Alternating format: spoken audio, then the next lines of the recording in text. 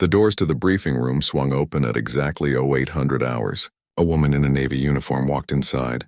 2 silver stars sat on her shoulders. She was an admiral. Her uniform was perfect. Every crease was sharp. Every ribbon sat in its proper place. Her hair was pulled back tight. Her shoes were polished until they shined like mirrors. The room fell quiet. 12 Navy SEALs sat around a long table. They stopped talking. They looked up at her. Some faces showed surprise. Others showed nothing at all. They were used to hiding what they thought. She walked to the front of the room. Her steps were firm, confident. She placed a folder on the table. She did not smile. She did not try to make small talk. Good morning. I'm Admiral Sarah Mitchell. I'm here to brief you on air support for Operation Mountain Shield. One of the younger SEALs leaned back in his chair. He crossed his arms. His name was Petty Officer Jenkins. He had done 3 tours overseas. He thought he had seen everything. He glanced at the man next to him. The look said what he was thinking. Another officer who had never been in real combat.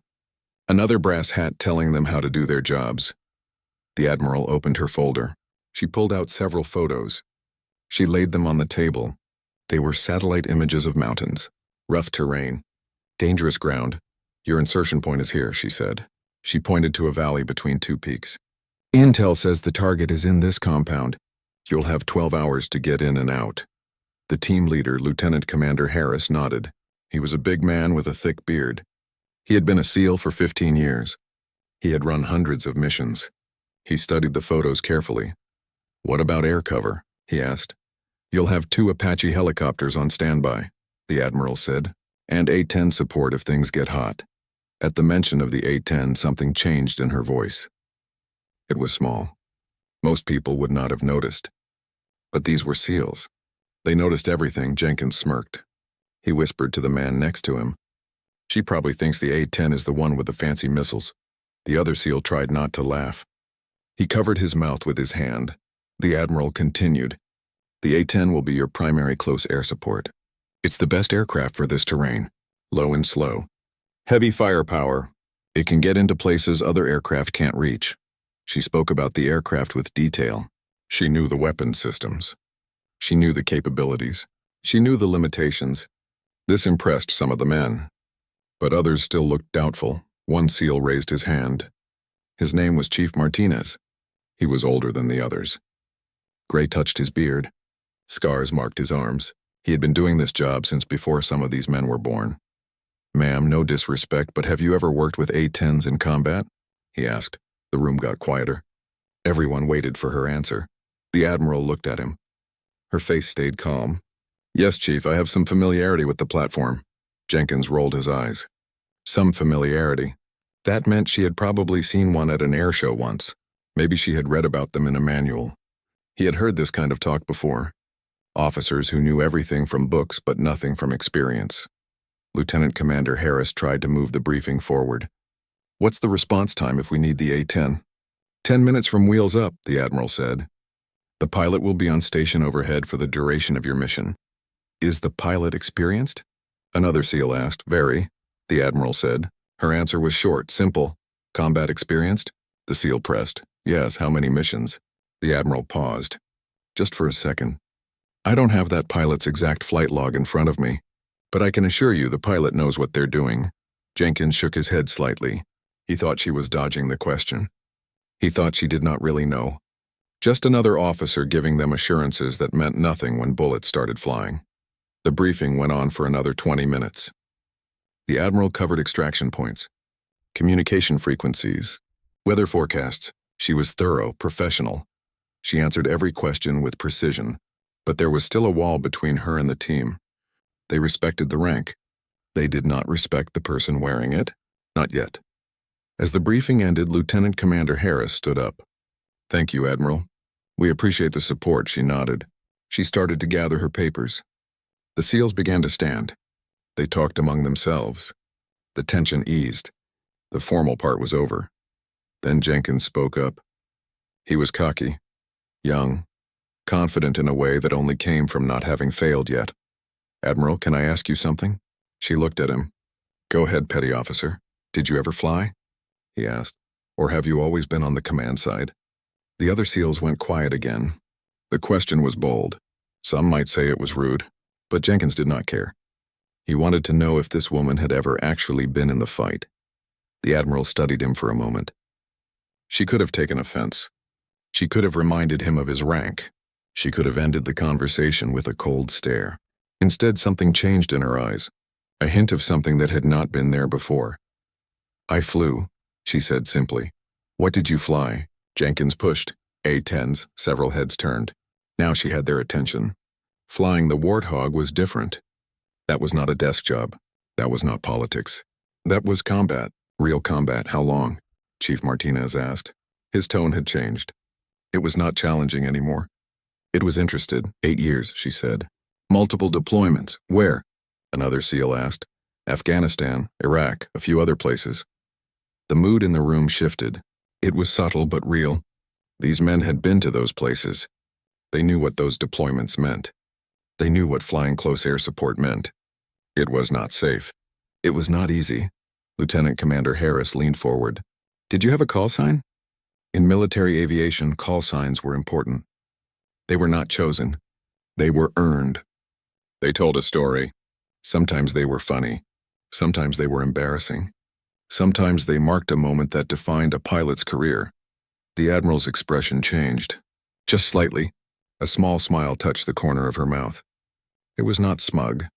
It was not proud. It was something else. Something that spoke of memories both good and painful. "Yes," she said. "What was it?" Jenkins asked. His tone was different now. Less cocky, more curious. She looked around the room. Every eye was on her. She set down her folder. She put her hands behind her back. She stood like a pilot about to give a mission brief, not an admiral at a formal meeting. "Hog," she said quietly. The word hung in the air. For a moment, nothing happened. Then Chief Martinez's eyes went wide. His mouth opened slightly. He stood up straight. His whole body language changed. "Wait," he said slowly. His voice was different, lower, more serious. "You're that hog?" The Admiral said nothing. She just looked at him. Martinez turned to his team.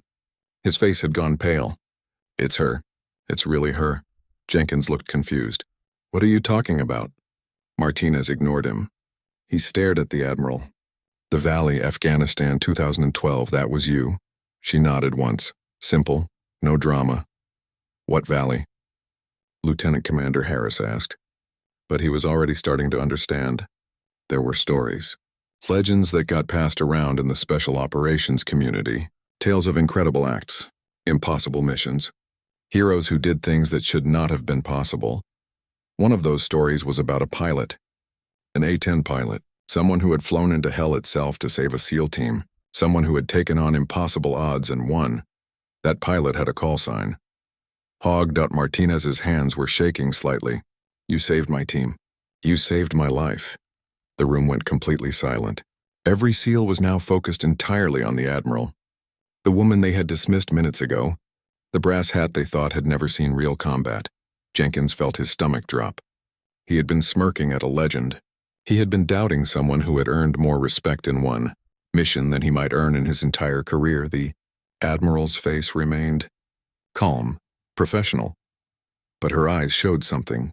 Deeper, memory, pain, pride, loss, all mixed together. "You were there?" Harris asked Martinez. "I was the youngest guy on the team," Martinez said. His voice was rough, emotional. "We were surrounded, cut off, taking fire from 3 sides. Weather was so bad our air support turned back. Everyone except her. She came anyway." He looked at the Admiral. There were tears in his eyes now. This hard man, this warrior who had seen death 100 times, he had tears in his eyes. "You flew through clouds we couldn't see through. Mountains on every side. You made gun runs so low we could feel your engines. You drew fire away from us. You saved every single one of us." The Admiral swallowed. She said nothing. Jenkins felt like he was shrinking. He wanted to disappear. He had been so wrong. Harris stepped forward. "Admiral, we had no idea." "We're sorry if we seemed disrespectful." She shook her head. "You weren't disrespectful. You were cautious. That's good. That keeps you alive. But now you know. The pilot supporting you tomorrow has been where you're going. That pilot understands what you face. That pilot will come when you call." No matter what, Martinez wiped his eyes. That pilot is you, isn't it? You're flying the mission, the Admiral smiled. A real smile this time. I'm a little old for combat missions now, Chief, but I trained the pilot who will be up there. I made sure of it. They're good. Maybe even better than I was. That's not possible, Martinez said quietly. The briefing room felt different now. The wall was gone. These were not officers and enlisted anymore. The sun was rising over the mountains of Afghanistan. Captain Sarah Mitchell walked across the dusty airfield. Her flight suit was dark with sweat, even though the morning was still cool. She had already flown one mission. Now she was going up for a second. Her crew chief, Sergeant Tom Reeves, waited by her aircraft. The A-10 Thunderbolt II sat on the concrete like a sleeping dragon. It was not pretty. It was not sleek like an F-16. It was built for one thing: killing tanks and protecting soldiers on the ground. The massive gun under the nose could destroy anything. The armored cockpit could take hits that would bring down other planes. She loved this aircraft. It was ugly and mean and absolutely perfect. "How's she looking, Tom?" Sarah asked. "Good to go, Captain," Tom said. He patted the side of the plane. "All systems checked out. Full load on the gun. Rockets ready. She's thirsty for a fight." Sarah smiled. Tom always talked about the plane like it was alive. Maybe it was. These aircraft had personality. Each one flew a little different. Each one had its own quirks. She did her walk-around inspection. She checked every panel, every weapon, every system. Her life depended on this aircraft. The lives of soldiers on the ground depended on it. She never rushed this part. Never. "You hear about the SEAL team up north?" Tom asked as she inspected the landing gear. "What about them? They're in a bad spot, pinned down in some valley. Weather's turning to garbage. They might need help." Sarah stopped. She looked at the mountains to the north. Dark clouds were building there. Afghanistan weather could change in minutes. Beautiful morning could become a nightmare of wind and clouds and zero visibility. "Who's on call for that sector?" she asked. "Viper flight. 2 F-16s. Sarah nodded. The F-16s were fast, good aircraft, but they were not built for the kind of slow, close work that saved lives when things went bad on the ground. "When are they scheduled?" she asked. "They're already up there." "But I heard chatter. Weather's getting worse." Sarah climbed the ladder to her cockpit. She settled into the seat. It fit her perfectly now. She had spent hundreds of hours in this seat. It was more familiar than her bed back home. She started her pre-flight checks, radios, instruments, weapon systems. Everything had to be perfect. Outside, Tom and his crew removed the safety pins from her weapons. The plane was now armed, live, ready. Her radio crackled. "Hog 1, Tower, you're cleared for takeoff when ready." "Roger, Tower. Hog 1 rolling." She advanced the throttles. The two big engines spooled up. They made a sound like a hurricane. The plane shook. Then it started to move. Faster, faster.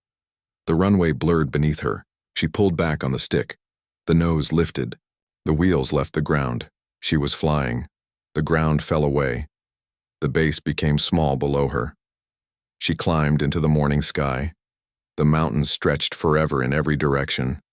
Beautiful and deadly. She had seen men die in those mountains. Good men. Friends. She leveled off at 10,000 feet.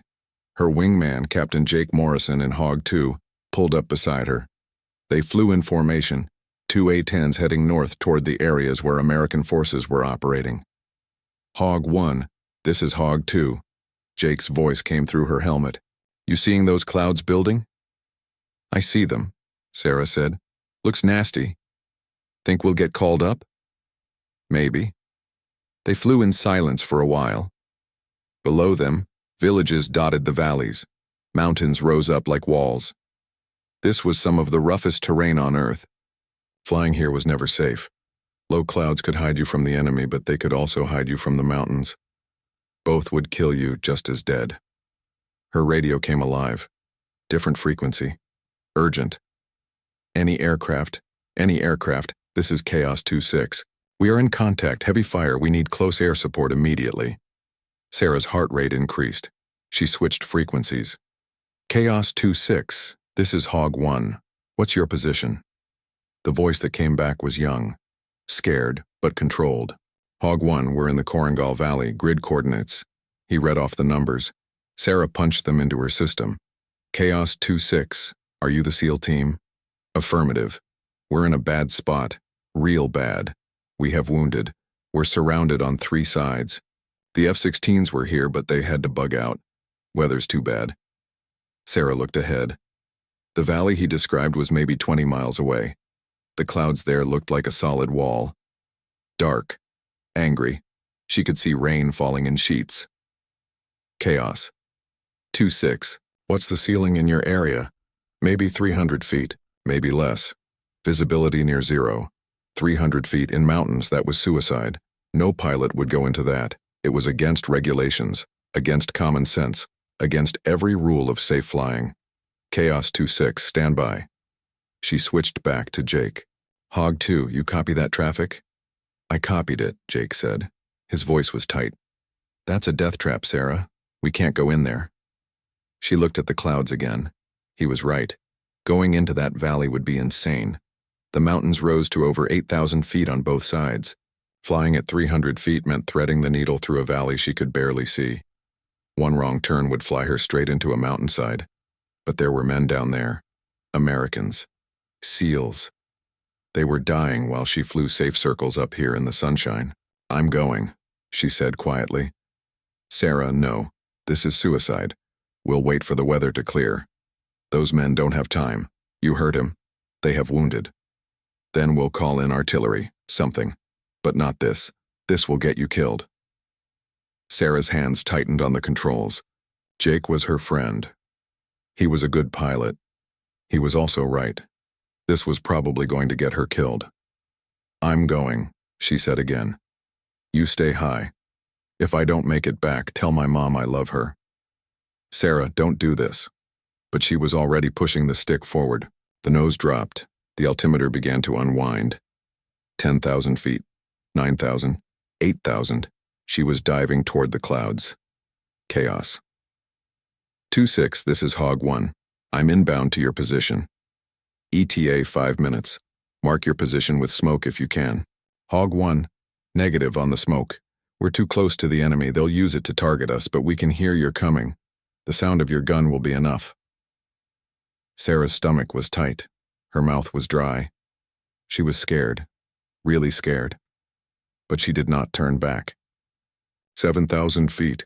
6,000. The clouds were rushing up at her. Gray and dark and full of rain. She took a deep breath. Hog 2. I'm entering the clouds. Good luck, Sarah. Be careful. Then the gray swallowed her. Everything went white. She could not see anything except the inside of the clouds. Rain hammered against her canopy. The plane shook in the turbulence. She dropped lower. 5,000 feet. 4,000. She was flying on instruments now. The little screens in her cockpit showed her altitude, her heading, her position. But they did not show her the mountains. Those were invisible in the clouds. Somewhere out there in the white. Close. Too close. 3,000 feet. 2,000. She was lower than the mountain peaks now. She was inside the valley, flying through it blind. 1 degree off course would kill her. Her altimeter read 800 feet, 700, 600. Still nothing but clouds. Then suddenly she broke through. The world appeared below her. Green valley floor, river, trees and men. She could see them. Small figures scattered across the ground. Some were shooting. Others were not moving. She also saw the enemy. Dozens of them. On the ridges. In the rocks. They had the SEALs surrounded. They were shooting down into the valley. Killing them. Sarah's fear vanished. She was not scared anymore. She was angry. She armed her gun. The GAU-8 Avenger. 7 barrels. 30mm rounds. Each one as big as a milk bottle. This gun could cut a tank in half. It would tear human bodies apart like paper. Chaos 2-6, I have you in sight. Keep your heads down. Gun run coming in from the west. She rolled her aircraft, pushed the nose down. The enemy positions rushed toward her. She could see men with rifles. They looked up. They saw her coming. Some tried to run. Too late. Her finger pressed the trigger. The gun roared. The whole aircraft shook. It sounded like the world was ripping apart. 50 rounds per second. A river of death pouring from her plane. The rocks where the enemy had been hiding exploded. Dirt, smoke, bodies. She held the trigger down for 3 seconds. That was all it took. When she pulled up, nothing was moving in that position anymore. Chaos 2-6. How copy? Good hits. Good hits, you got them. But we still have enemies on the East Ridge. Sarah pulled hard. The G-forces pushed her down into her seat. She grunted against the pressure. Black spots danced in her vision. She pulled the aircraft around in a tight circle. The valley was small. Too small. Her wingtips seemed to almost touch the mountains on both sides. She found the East Ridge. More men. More guns. They were shooting at her now. She saw the muzzle flashes. Small arms fire. Not enough to hurt her. Not yet. She dove again. Gun run number 2. The trigger. The roar. The shake. More death raining down from the sky. The enemy fire slackened. But it did not stop. There were too many of them. She pulled up again. Circled again. The clouds were getting lower. Soon she would not be able to stay in the valley. Soon she would be trapped down here. She made another run. Another. Her gun was getting hot. The barrel temperature gauge was climbing into the red. If she fired much more, the gun could jam, or worse. But the SEALs were moving now. She could see them. They were running toward a better position, leapfrogging. One group moved while another provided cover. They were professionals, but they needed time. They needed her. The clouds swallowed Captain Sarah Mitchell whole. 1 second she could see. The next second everything was gray. Thick. Wet. The rain hammered against her canopy so hard she thought the glass might break. Her A-10 shook in the turbulence. The plane bucked and jumped like a wild horse. She gripped the stick tighter. Her eyes locked on her instruments, altitude, heading, airspeed. The little green lines and numbers were all she had now. They were the difference between life and death. 2,000 feet. Still dropping. The mountains around her rose to 8,000 feet. She was flying between them, blind, threading a needle she could not see. Her breathing was fast. Short. She forced herself to slow down. Breathe in. Count to 3. Breathe out. Count to 3. Panic would kill her faster than the mountains. 1,500 feet. 1,000 feet. The valley floor should be at about 500 feet. That gave her 500 feet of room. Not much. Not much at all. Chaos 2-6, this is Hog 1, I'm 2 minutes out. What's your current situation? Static crackled, then a voice, young, stressed. Hog 1, it's bad. We've got 3 wounded. 2 critical. Enemy is on 3 sides. We're running low on ammo. We need help now. Roger, I'm coming. Hang on. 800 feet. 700. Still nothing but clouds. She was flying by faith now. Faith in her instruments. Faith in the GPS. Faith that there was not a mountain directly in front of her. 600 feet. 500. Then suddenly the world appeared. She dropped out of the clouds like falling through a door. The valley spread below her. Green and brown and gray. Rain falling in sheets. A river cut through the middle. Trees and rocks scattered everywhere and men. She saw them immediately. A cluster of figures behind rocks near the river. Their uniforms told her they were American. SEALs. Even from up here she could see they were in trouble. They had formed a defensive position, but it was small. Cramped. No room to move. Around them, on the ridges and slopes, she saw the enemy. Dozens of them. Maybe more. They were above the SEALs. They had the high ground. They were shooting down. The worst possible situation. Sarah's training took over. Her fear disappeared. She was not scared anymore. She was focused. This was what she had trained for. This was why she existed. She pressed the radio. Chaos 2-6, I have you visual. I count 12 friendlies. Is that correct? That's correct. 12 total. 2 wounded bad. Copy. I'm going to make a gun run on the West Ridge. Keep your heads down. She did not wait for an answer. She rolled her aircraft to the left. Hard. The horizon tilted. The valley spun around her. She pulled the nose down, diving, picking up speed. The West Ridge rushed toward her. She could see men there. Maybe 15 or 20. They had rifles, machine guns. They were shooting down at the SEALs. Some of them looked up when they heard her engines. Their faces showed surprise, then fear, too late. Sarah's thumb found the trigger on her stick. The GU-8 Avenger gun sat in the nose of her aircraft. It was huge. 7 rotating barrels, each barrel as thick as her arm. It fired 30mm shells, armor-piercing, high explosive. Each round was almost a foot long. This gun was designed to destroy tanks. What it would do to human bodies did not bear thinking about. She pressed the trigger. The sound was unbelievable, like a giant was tearing the sky in half. Brrrt. The whole aircraft shuddered. The gun fired so fast that it sounded like one continuous roar. 50 rounds per second poured out of the barrels. The recoil was so strong it slowed her aircraft down. She could feel it.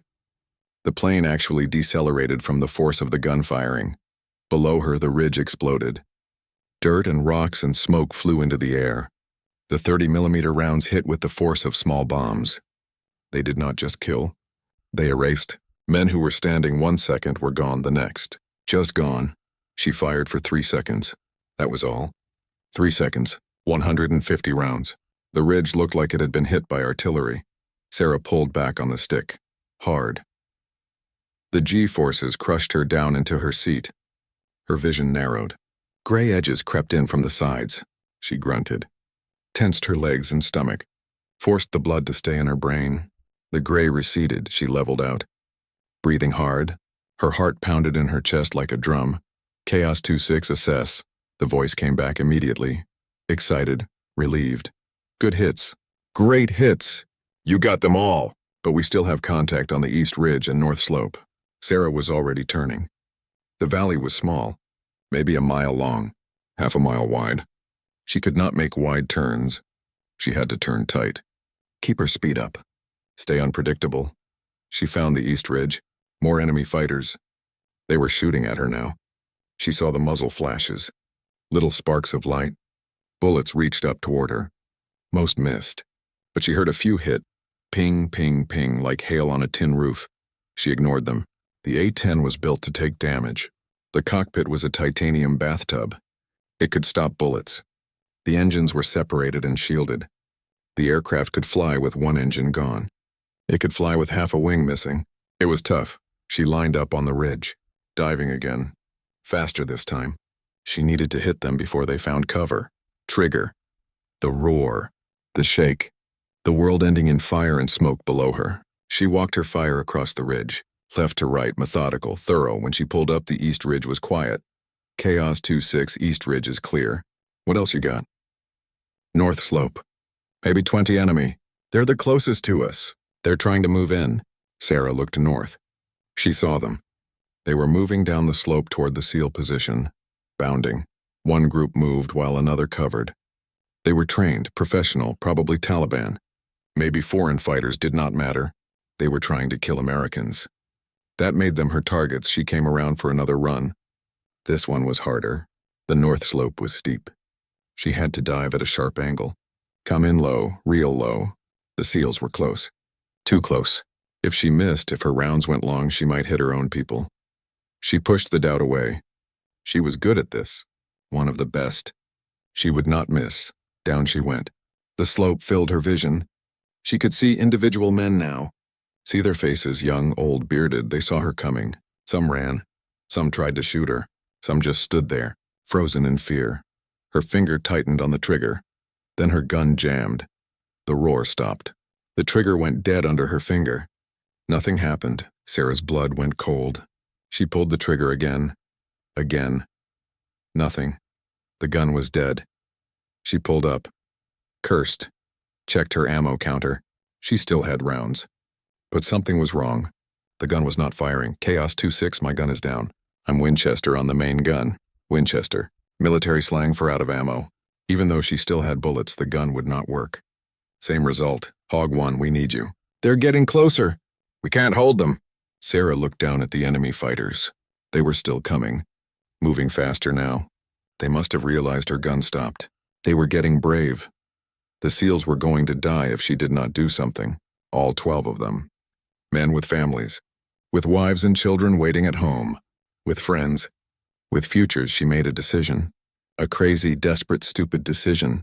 She pushed the stick forward, dove at the enemy fighters, no gun, no missiles, nothing, just her aircraft. 2 engines, wings, speed, and noise. The A-10's engines were loud. Not pretty loud. Not regular aircraft loud. They were incredibly, impossibly, earth-shakingly loud. When she opened the throttles and dove straight down, the sound was like the end of the world. The enemy fighters looked up. They saw her coming, saw the ugly aircraft diving straight at them. They thought she was going to shoot. They scattered, ran, dove for cover. At the last second, Sarah pulled up. She roared over the slope at 200 feet. The wind from her aircraft kicked up dust and rocks. The sound made the ground shake. She pulled around, came back, dove at them again. Still no gun. Still just noise and speed and terror. It was a bluff. The oldest trick in the book. But it was working. The enemy fighters were not advancing anymore. They were hiding, taking cover, keeping their heads down. They did not know her gun was jammed. They thought each pass might be the one where she fired. Chaos 2-6, I'm making dummy passes. It's buying you time. How long until extraction? Halos are inbound. 5 minutes. We need 5 minutes, 5 minutes. Sarah looked at her fuel gauge. She was getting low. She had been flying at combat power for too long. The engines drank fuel when she pushed them hard. She had maybe 15 minutes before she had to leave. Maybe less. You got it. 5 minutes, she made another pass. Dove at a different group of enemy fighters. They scattered. She pulled up. Came around, dove at another group. She was a sheepdog, herding wolves, keeping them away from the flock, but some wolves were not scared. Some kept moving. She saw a group on the east side. They had flanked around her dummy passes. They were moving toward the SEALs again. Getting close. Too close, she dove at them. But this time one of them stood his ground. He had a rifle, maybe an AK-47.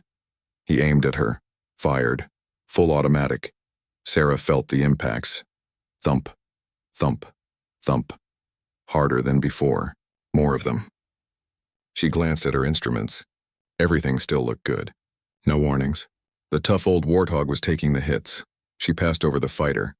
Pulled up, came around again. He was still there. Still shooting. This time she felt something hit harder. A loud bang. A shudder through the airframe. A warning light came on. Hydraulics. She had lost some hydraulic pressure. 3 months after the valley, Sarah Mitchell stood in a ceremony hall. Her dress uniform was perfect. Every medal in place. Every crease sharp. But inside she felt hollow. A general was talking. His voice echoed off the walls. He was telling the story of what she had done. The valley. The weather. The impossible flight. Saving 12 men. He made it sound glorious, heroic, clean. It had not been clean. It had been terror. Confusion.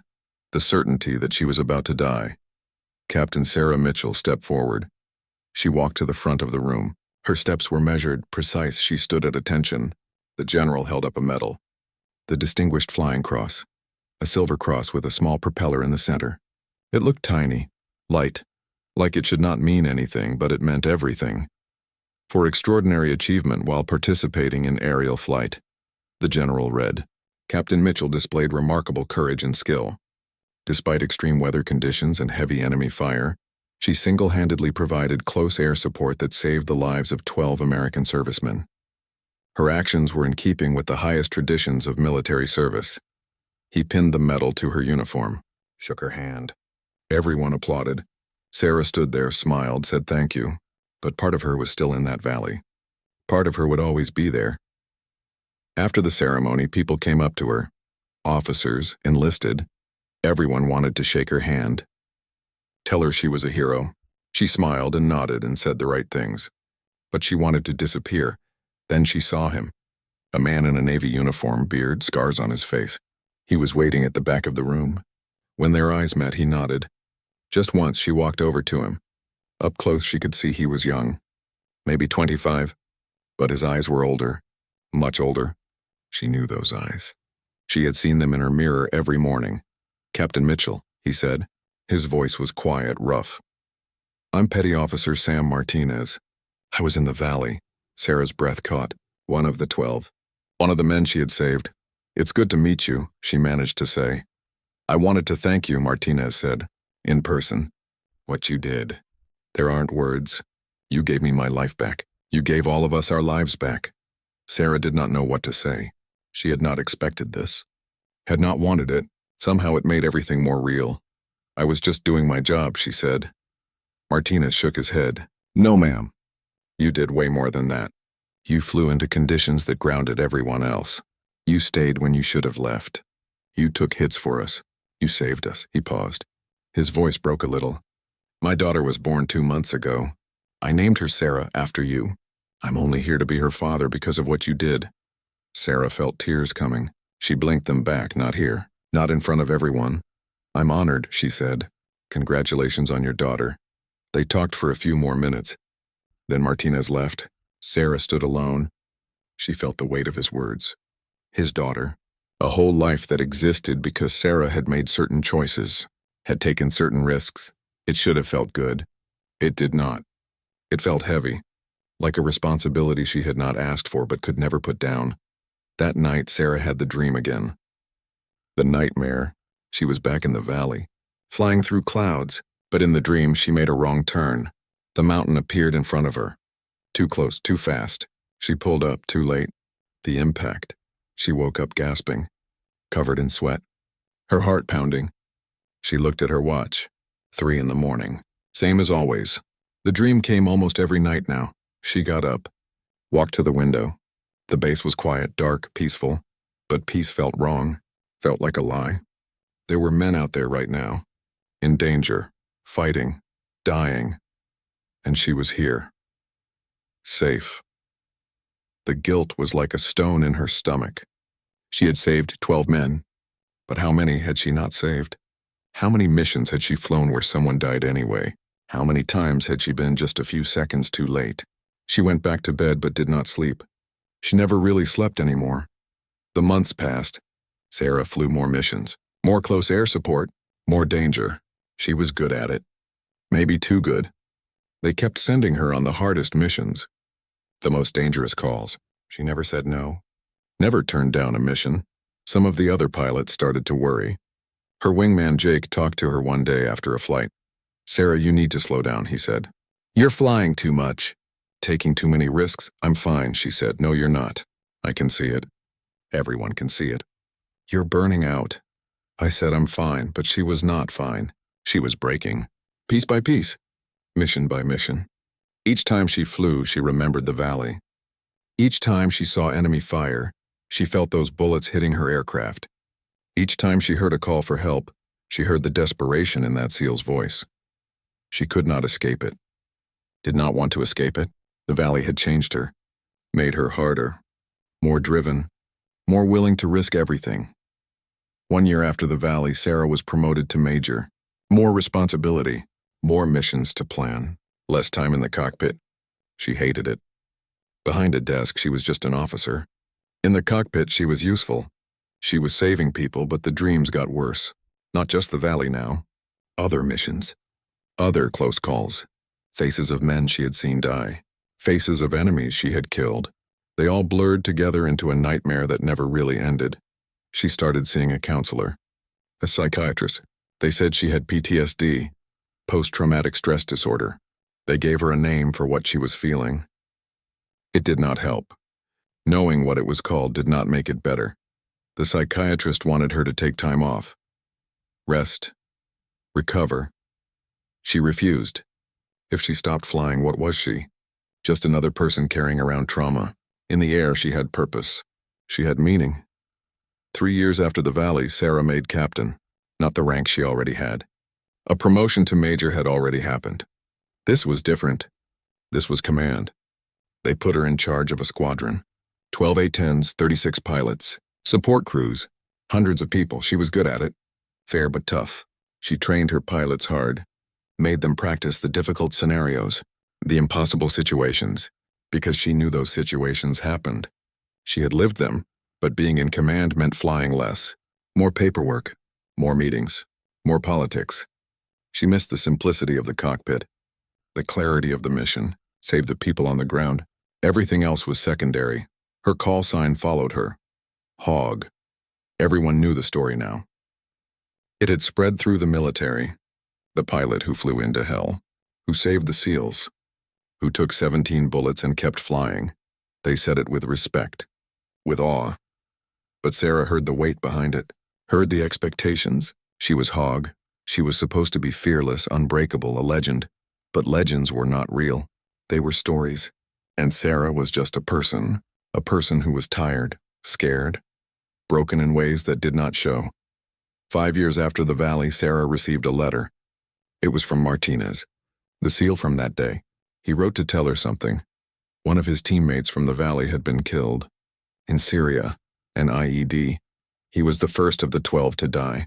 Martinez wanted Sarah to know. Wanted her to come to the funeral. Sarah read the letter 3 times. She felt each word like a physical blow. She had saved 12 men. Now there were only 11. All that risk. All that effort. All that trauma. And death had found one of them anyway. She went to the funeral.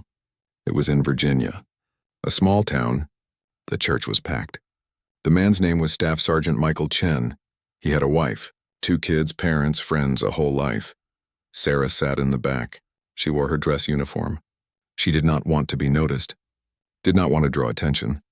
This was not about her. This was about Chen, but Martinez found her after the service. He looked older, tired. The war was aging all of them. "Thank you for coming," he said. Sarah nodded. She did not trust herself to speak. "Chen talked about you sometimes," Martinez said. "About that day. He said you were an angel, that God sent you to save us." Sarah looked away. She was no angel. Angels did not have nightmares. Angels did not break.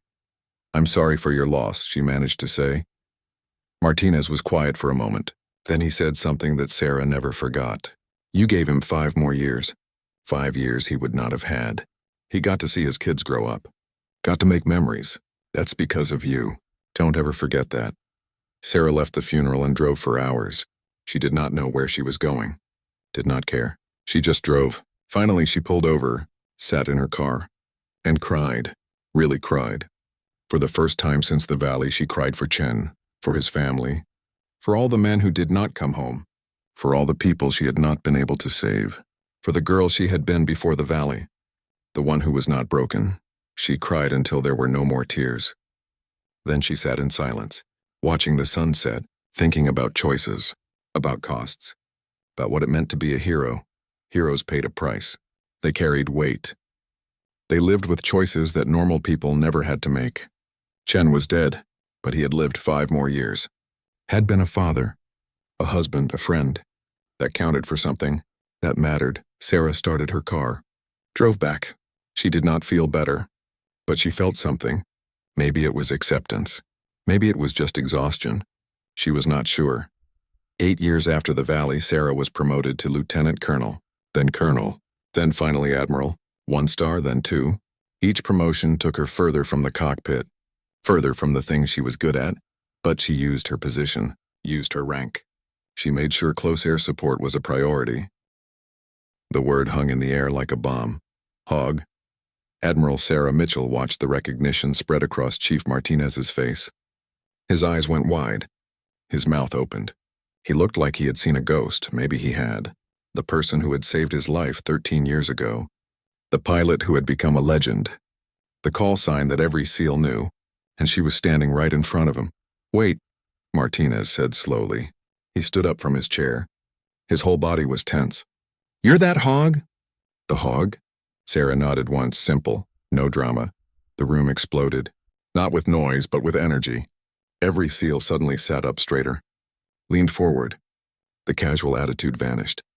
These were professional warriors, and they had just realized who they were talking to. Jenkins, the young cocky one, looked like someone had punched him in the stomach. His face went pale. All his smirking and eye-rolling came back to haunt him. He had been doubting a legend. Lieutenant Commander Harris stared at her. "The Valley? Afghanistan 2012, that was you?" "Yes," Sarah said. "You flew into weather that grounded every other aircraft," Harris continued. His voice was full of awe. "You made gun runs at 200 feet. You took fire. You saved an entire SEAL team." "I did my job," Sarah said quietly. "No."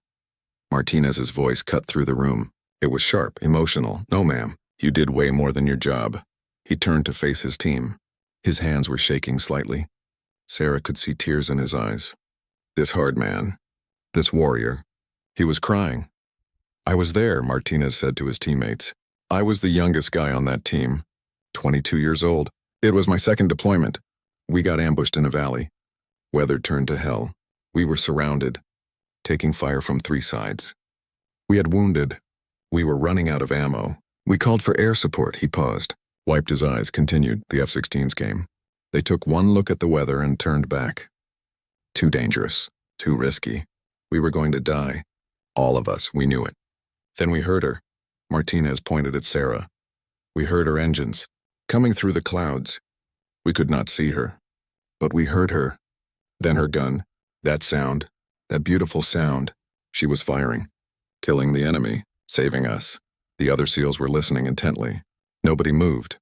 Nobody spoke. She stayed, Martinez said. His voice broke. She stayed when everyone else left. She took hits. 17 bullet holes in her aircraft. She kept flying. She made dummy passes when her gun jammed, drawing fire away from us, risking her life so we could escape. He looked at Sarah. Every man on that team lived because of you. 12 of us. We all went home. I got to meet my wife, have my daughter, live my life, because you flew into hell for us. Sarah felt the weight of his words. She had heard them before, at ceremonies, in letters. But hearing them here in this room surrounded by men about to go into danger, it hit differently.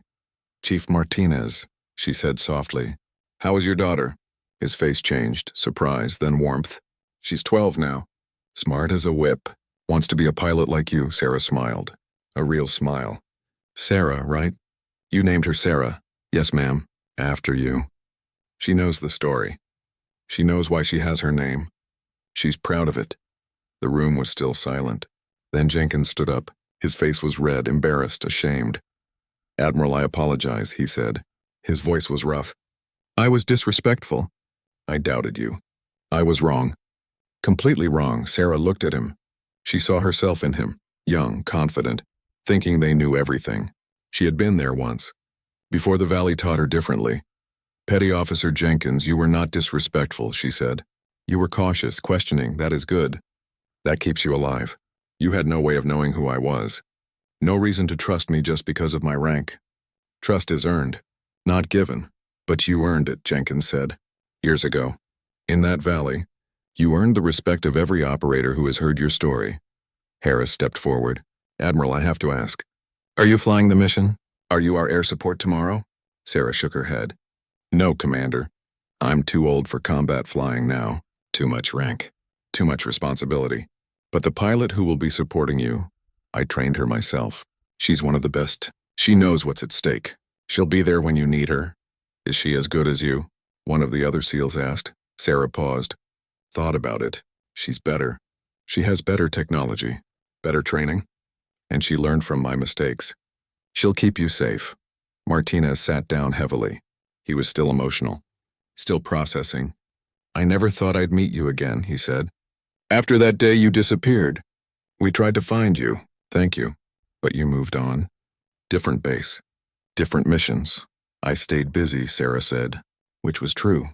She had thrown herself into work, into flying, trying to escape the memories. It had not worked, but it had kept her moving forward. We heard stories, Martinez continued, about other missions, other saves. You became a legend, the pilot who always came, who never turned back, who never left anyone behind. Sarah felt uncomfortable with the praise. She did not feel like a legend. She felt like someone who had been lucky, very lucky, and who carried scars that did not show.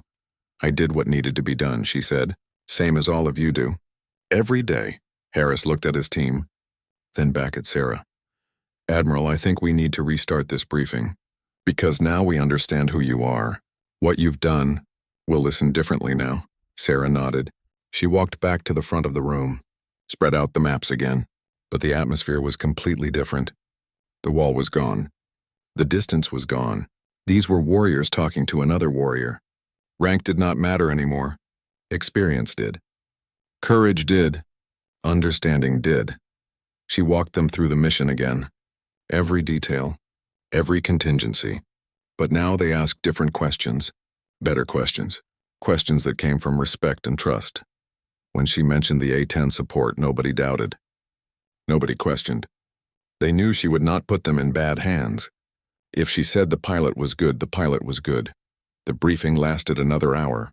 It was thorough, professional, complete. When it ended, Harris shook her hand firmly.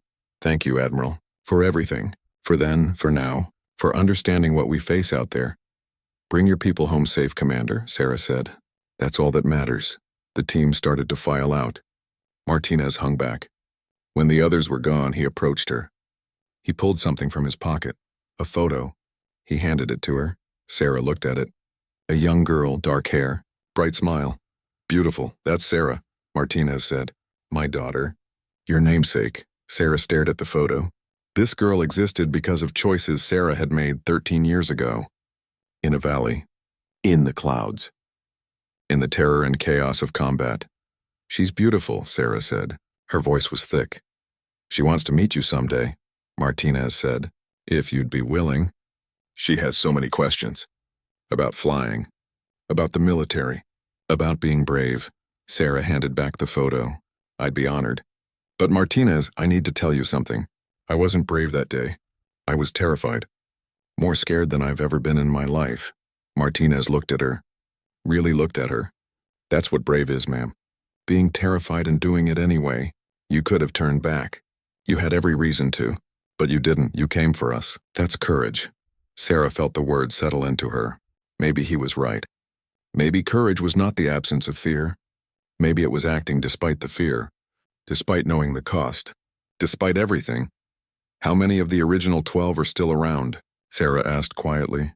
Martinez's face darkened. 10. We lost Chen 5 years ago, Syria, IED, and Ramirez last year. Training accident. Sarah closed her eyes. She had saved 12. Now there were 10. Death always won eventually. But those men had gotten years. Years with families. With friends, with life. That counted for something. "I went to Chen's funeral," Sarah said. "You were there. You told me he got 5 more years because of that day. I think about that a lot." "He did get 5 more years," Martinez said firmly. "And Ramirez got 8. The rest of us are still here. Still fighting. Still living. Because of you." "Don't ever diminish that," Sarah nodded. She did not trust herself to speak. The emotions were too close to the surface. After all these years, the valley still had power over her. Still made her feel things she usually kept buried. Martinez seemed to understand. He put his hand on her shoulder. A simple gesture. But it meant everything. It meant connection. Understanding. Shared experience that words could never capture. "Thank you," he said simply. Then he left. Sarah stood alone in the briefing room. She looked at the maps on the table. The mission plans. The coordinates. Tomorrow another team would go into danger, and she would make sure they had support. Make sure someone was watching over them. Make sure they came home. That was her job now. Not flying anymore, but making sure the people who did fly were ready, were trained, were the best they could be. It was different from being in the cockpit, but it mattered just as much. She gathered her papers, turned off the lights, walked out into the hallway. The base was busy. People moving everywhere, sailors, officers, enlisted, all doing their jobs, all part of something bigger than themselves. Sarah walked toward her office. Her steps echoed in the corridor. She passed young pilots in flight suits. They saluted. She returned the salutes. Some of them knew who she was. She could see it in their eyes.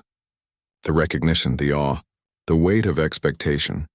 She wanted to tell them that she was just a person, that legends were not real,